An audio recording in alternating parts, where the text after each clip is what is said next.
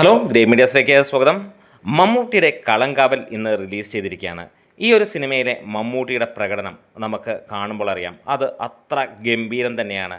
ഇന്ന് ഇന്ത്യയിലെ ഏത് മുൻനിര താരത്തിനോട് ചോദിച്ചാലും അവർക്കൊന്നും കഴിയാത്ത തരത്തിലുള്ള ഒരു പ്രതിഭ അല്ലെങ്കിൽ അത്ര ഗംഭീരമായിട്ടുള്ള പ്രകടനം തന്നെയാണ് മമ്മൂട്ടി കാഴ്ചവെച്ചിരിക്കുന്നത്.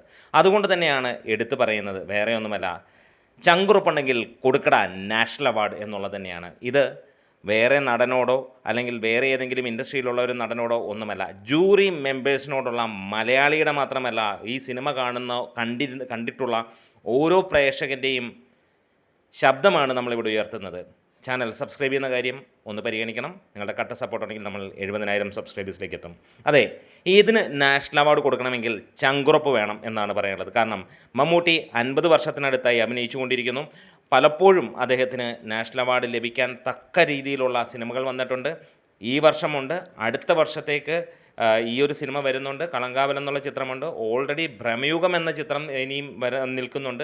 ഇതിന് മുമ്പുള്ള ചിത്രങ്ങളും അങ്ങനെ തന്നെ, നൻപകൽ നേരത്ത് മയക്കം, അങ്ങനെയുള്ള ലിസ്റ്റുകൾ നമ്മൾ കാണാനുണ്ടാവും. പലപ്പോഴും അദ്ദേഹത്തിന് കൊടുത്തിട്ടില്ല. അപ്പോഴൊക്കെ കൊടുത്തതോ എന്ന് പറഞ്ഞു കഴിഞ്ഞാൽ, ഇനി നല്ല ഒരു നടന് കൊടുത്തിരുന്നുവെങ്കിൽ അല്ലെങ്കിൽ മികച്ചൊരു പെർഫോമൻസിന് കൊടുത്തിരുന്നുവെങ്കിൽ കുഴപ്പമില്ലായിരുന്നു. അവസാനമായിട്ടൊക്കെ നമ്മൾ കാണുന്നത് വെറുതെ അവാർഡ് കൊടുക്കുന്നു, നാഷണൽ അവാർഡ് ഇതുവരെ കിട്ടാത്തവർക്ക് കൊടുക്കുന്നു എന്നുള്ള രീതിയിലാണ്. ഇതിപ്പോൾ ഇന്ത്യയിൽ എവിടെ എടുത്ത് നോക്കിയാലും നോർത്ത് ഇന്ത്യ സൗത്ത് ഇന്ത്യ എന്നൊന്നുമില്ല, എല്ലാ പ്രേക്ഷകൻ്റെ ഉള്ളിലുമുള്ള സെയിം വികാരം തന്നെയാണ്. പിന്നെ അവനവൻ ഇഷ്ടമുള്ള നായകന് കിട്ടുമ്പോൾ ഉള്ള സന്തോഷം എല്ലാവരും മറച്ചു വെക്കുന്നില്ല എന്നുള്ളത് മാത്രമാണ് എടുത്തു പറയാനുള്ളത്. ഈ പെർഫോമൻസ് ഒക്കെ കാണുമ്പോൾ മമ്മൂട്ടി എന്ന നടൻ്റെ ഡിഫറൻസ് തന്നെ നമുക്ക് കാണിച്ചു തരാൻ കഴിയുന്നു. വേറെ ഒന്നുമല്ല, ഇതിനു മുമ്പ് ഇതേപോലെയുള്ള മികച്ച കഥാപാത്രങ്ങൾ, ഒരുപിടി കഥാപാത്രങ്ങൾ മമ്മൂട്ടി ചെയ്തിട്ടുണ്ട്.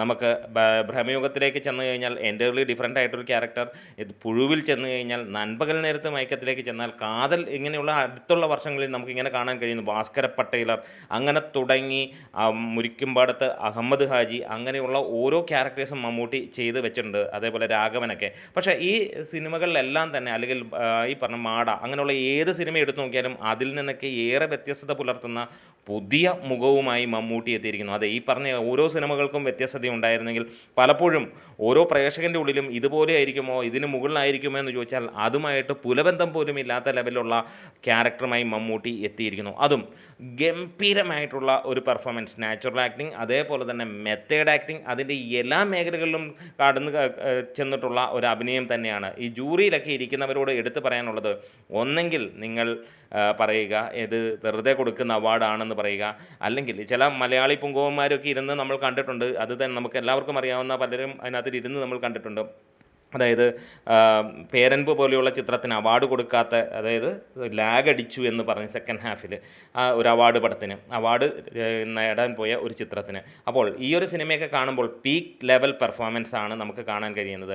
അതായത് ഇന്ന് നമ്മൾ പലപ്പോഴും കാണുന്ന സഞ്ജു സാംസനെയോ വിരാട് കോഹ്ലിയൊക്കെ ടീമിൽ നിന്ന് തഴയുന്ന ചില സെലക്ടേഴ്സിൻ്റെ ഫീലാണ് നമുക്ക് സത്യം പറഞ്ഞു കഴിഞ്ഞാൽ ഇന്ന് ഈ ജൂറിയിലിരുന്ന് അവാർഡ് തീരുമാനിക്കുന്ന, പ്രത്യേകിച്ച് നാഷണൽ അവാർഡ് ജൂറിയിലിരുന്ന് അവാർഡ് തീരുമാനിക്കുന്നവരെ കുറിച്ച് ചിന്തിക്കുമ്പോൾ. അതായത് അവർ ഒരിക്കൽ പോലും ഈ പറഞ്ഞ, അപ്പോൾ ആ ഒരു ചങ്കുറപ്പുണ്ടെങ്കിൽ മാത്രമേ ഇതിനൊക്കെ നാഷണൽ അവാർഡ് കൊടുക്കാൻ കഴിയുള്ളൂ. കാരണം ഒരു മികച്ച പ്രകടനം കണ്ടുകൊണ്ട് അതിനെ ധൈര്യത്തോടെ സ്വാഗതം ചെയ്യുകയാണ്. അല്ലാതെ എന്തെങ്കിലും കാര്യങ്ങളുടെ ബേസിലോ, അതിപ്പോൾ രാഷ്ട്രീയമാണെങ്കിലോ പേഴ്സണൽ ഫേവറിസം ആണെങ്കിലോ അതെന്താണെന്നുള്ളത് നമുക്കറിയില്ല.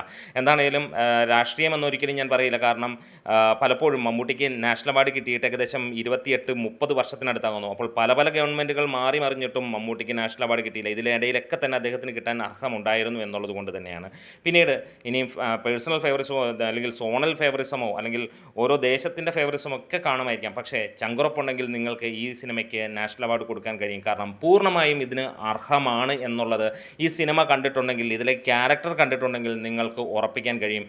അപ്പോൾ കടുത്ത വെല്ലുവിളിയായി ഞങ്ങൾ ഓരോ പ്രേക്ഷകരും, പ്രത്യേകിച്ച് മലയാളത്തിലാണ് ഈ വീഡിയോ ചെയ്തിരിക്കുന്നത്, സിമ്പിളായിട്ട് നിങ്ങൾക്ക് കേൾക്കണമെന്നുണ്ടെങ്കിൽ ഇംഗ്ലീഷിൽ കേൾക്കാം. ഇനി മലയാളത്തിൽ നിന്നുള്ള ജൂറി അംഗങ്ങൾ എപ്പോഴെങ്കിലും കേൾക്കുകയാണെങ്കിൽ ഒന്നും മനസ്സിൽ വെക്കുക, ചങ്കുറപ്പ് വേണം ഇങ്ങനെയുള്ള സിനിമയ്ക്ക് അവാർഡ് കൊടുക്കണമെങ്കിൽ.